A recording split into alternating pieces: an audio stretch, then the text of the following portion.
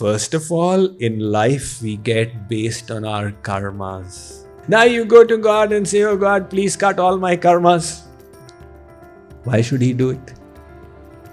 If we have got no connection with God, on what basis do we go and ask Him? "Oh Bhagavan, you please do this for me. Hey Bhagavan, please listen to me." On what basis will He listen? If you have developed a deep connection with Him, He can bend the rules a little bit. And if you don't have any connection, then on what basis will He bend the rules? If you say you have developed your relationship with Him, then why ask Him for material things? Why not ask Him for the highest thing? If you say that Hanumanji listens to me, then why are you asking Hanumanji for broken pieces of glass? Why don't you ask him to help you meet Ram himself? Tesham jnani nityayukta eka bhaktir vishishyate priyo hi jnani notyartham aham sacha mama priyah. Amongst these, I consider them to be the highest, who worship me with knowledge and are steadfastly and exclusively devoted to me. I am very dear to them, and they are very dear to me. So Sri Krishna gave the 4 categories. Now he says, Arjun, that last category, they are very dear to me. Why? Because their intention is very pure. The intention is not self-seeking, but selfless. It's not that they want something from God. It's just they love God because of what He is and who He is. In devotion, the intention makes a lot of difference. Externally, you may be ringing all the bells, putting all the tilaks, etc., etc., but the inner intention, what is that? There were 2 neighbors in a village, and they developed enmity towards each other. Neighbors often develop that kind of envy. So Ram Dutt and Vishnu Dutt started hating each other, loathing each other. He got one motorcycle, the other also got it. Ram Dutt got a car and Vishnu Dutt also got a car, and then Ram Dutt went for a vacation and Vishnu Dutt also went for a vacation. Ram Dutt said, "This is serious matter now. I need to get a boon from Lord Shiv and get ahead of Vishnu Dutt." So there was one Shivalaya in the village.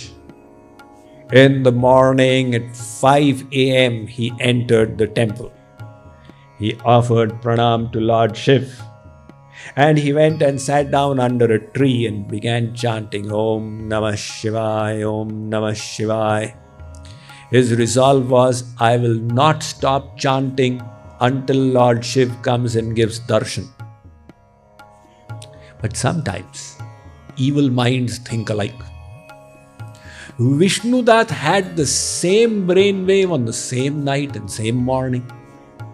So he also had resolved that I need the help of Lord Shiv to get ahead of Ram Dutt. At 5 minutes past 5, he also entered the Shivalaya. He offered his pranam to Lord Shiv, and he sat down under the other tree in the courtyard of the temple. When he heard Om Namah Shivaya, Om Namah Shivaya, he understood what's going on. So he said, all right, so be it. Let's see. Whom does Lord Shiv give darshan to? He was saying Om Namah Shivaya. This guy started Namah Shivaya, Om Namah Shivaya, Om. From morning it became 8 a.m. Darshanarthis were coming to the temple, and they were seeing these two completely absorb the name of Lord Shiv coming from their mouth. They said, "We did not know there were two Mahatmas in our village." By 10 a.m., the word had started spreading that these two Mahatmas, you just have to go and have their darshan. So a lot of people were coming to have darshan of Lord Shiv. A lot of people coming to see Ramdat and Vishnudat chanting the names of Lord Shiv.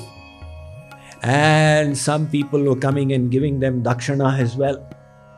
And opportunistic vendors, they came to sell, on their thela some ice cream whenever they see a crowd. So a little carnival had gotten created. By evening time, they were still chanting. Parvati said to Shivji that these two are taking your name in that village. Why don't you go and give them darshan? Lord Shiv said, I will give them darshan, but they will not benefit. Nevertheless, now on the request of Parvati, Lord Shiv first went in front of Ramdat. "Beta, I have come. Open your eyes." Ramdat opened his eyes. Umapati Mahadev, he offered pranam. Lord Shiv said, "What do you want? Ask for a boon." So he looked. "Bhagavan, have you given darshan to Vishnudat as yet?"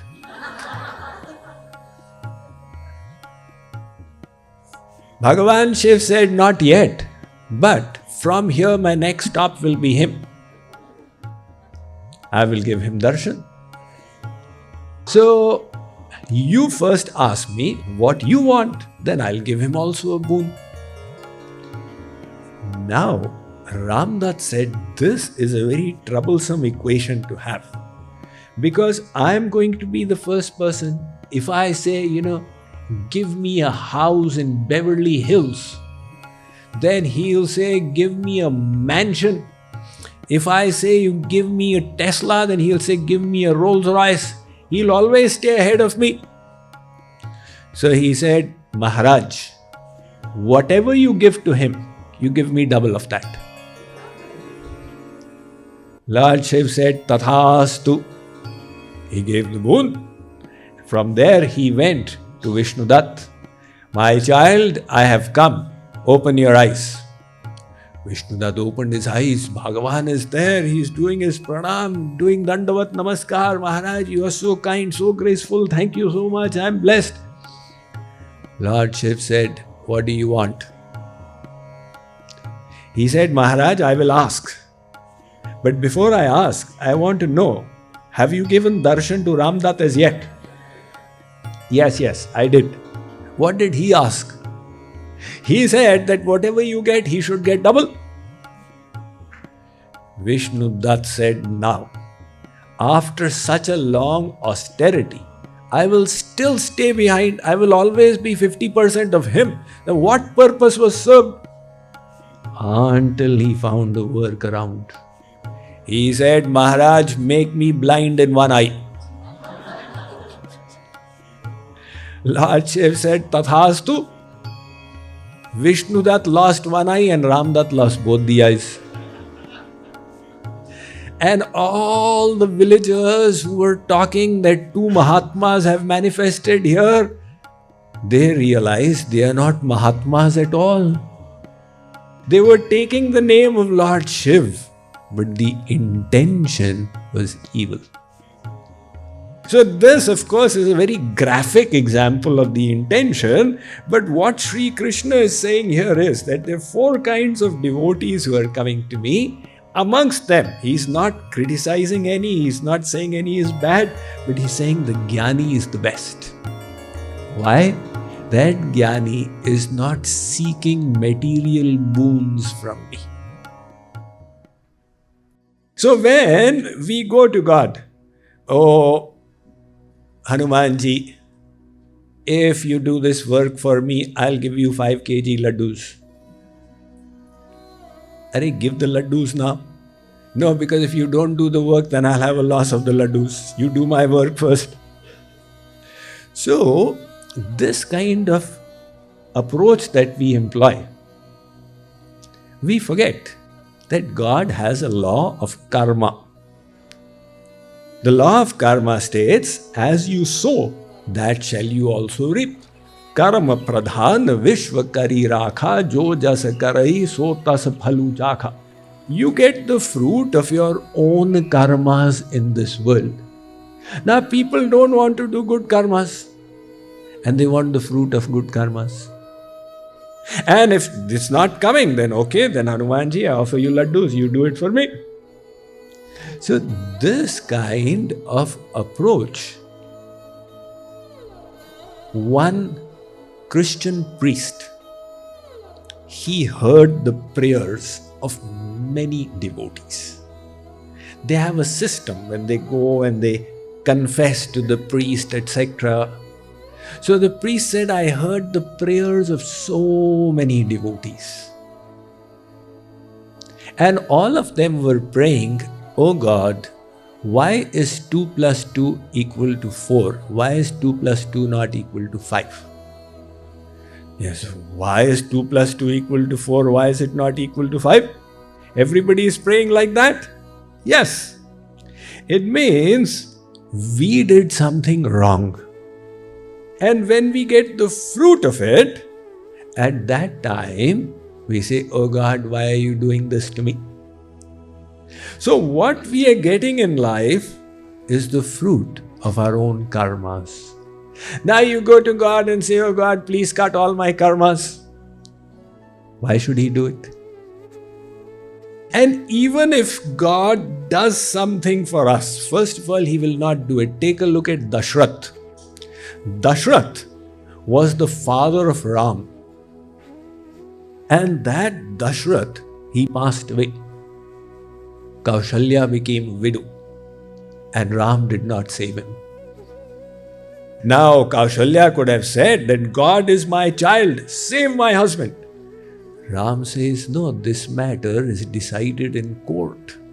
It's not that the judge has become son, so there'll be some leniency here. Everybody will get what is in their account. And in case God makes some changes based on your entreaties, that also will be according to the rules. If you have developed a deep connection with Him, He can bend the rules a little bit. And if you don't have any connection, then on what basis will He bend the rules? Like for example, one man is standing on Highway 75 and he flags the car, hey, stop! The driver says, what's the matter? I need to go to the airport, please take me. This guy is crazy. He just presses the accelerator and takes off. And when he goes further, he sees his friend out there. So he slows down himself. Hey Patel ji, you are walking on the road? Come into my car. No, I'm taking a morning walk. Take the morning walk in my car.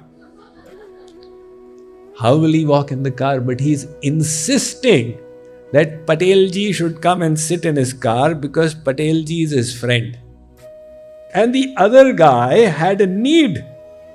But he's saying he's a madman because there's no friendship there. So likewise, if we have got no connection with God, on what basis do we go and ask Him? Oh Bhagavan, you please do this for me. For most people, God is just a picture they put in their shop. That in the morning you come, you take a 2 paise agarbatti and do this. And that also, I don't know if he's there or he's not, but if you get an insurance for 2 paise, why not? And the moment a problem arises, they go, hey Bhagavan, please listen to me. On what basis will He listen? So, first of all, in life we get based on our karmas. Second point, if God bends things, it is based on our relationship with Him. And third thing, if you say You have developed your relationship with him. Then, why ask him for material things? Why not ask him for the highest thing, which is love for God? If you say that Hanumanji listens to me, then why are you asking Hanumanji for broken pieces of glass? Why don't you ask him to help you meet Ram himself? Ask him for the highest thing. This problem of asking will be finished forever. Or otherwise, ask what Prahlad did. Now we know the story of Prahlad. Nrisingh Bhagavan descended and he killed Hiranyakashipu. And finally, he asked Prahlad, "What do you want, my child?" So Prahlad said, "Maharaj, am I hearing right?" Yes, yes. "What do you want? Ask." Prahlad said, "Maharaj, yadirasisha me kaman varan stvam varadarshava kamanam ridya sanroha bhavatastu vrane varam." If you want to give me something, I ask you this, that I should never ask you anything ever in future. Make me free of asking. Think about it very deeply. Make me free of asking. Because if this disease of asking is there, there's a huge problem. Today we ask, God listened to me, He's so nice. Now there's no end to desires. Tomorrow, again ask, God did not listen to me, He's so bad. Now there is no guarantee that each time what we ask is going to be fulfilled, because we are not God-realized saints. So sometimes the love will go up, then it will go down, then it will go up, then it will go down, then it will go up, then it will go down. And it's possible one day we may become atheists. This is the big problem in asking God for material things. And if you leave it to Him, "My Lord, I don't know. You decide what is good for me and give it." Our intellect is such. It's like the child in the jewelry shop. You put a child in the jewelry shop and put a chocolate in front and say, "Beta, whatever one thing you want, you take it." The child doesn't know the value of that $50,000 diamond. Child knows there's a Hershey's chocolate here. This is what I take. Likewise, we don't know the divine things in God's realm, this Premanand, Paramanand, Divyanand. If we say, ask, we'll say, "Okay, my Lord, you give me this." There was one lady, she was like an 80-year-old, and some poor ladies in the tribal areas in India, they have to cut wood, lifting it on her head. And one day she got so fed up, she threw it and cried to God. So God came and said, "All right, I'm coming. What do you want?" She said, "Oh God, you have come. Put that bundle back on my head." So our intellect is like that. Material since endless lifetimes. Instead of that, we say, "Meri chahi mat karo. Main moorakh agyan." My Lord, you don't do what I ask you to do. Teri chahi mein Prabhu hai mera kalyan. You do what you know is good for me. Because I don't trust my intellect. Now God will have to decide, the eternal Father, what is the best for the soul. And that is what He will give to us. So Sri Krishna says, "Arjun, they are all my devotees. But the Jnani is the highest of these devotees."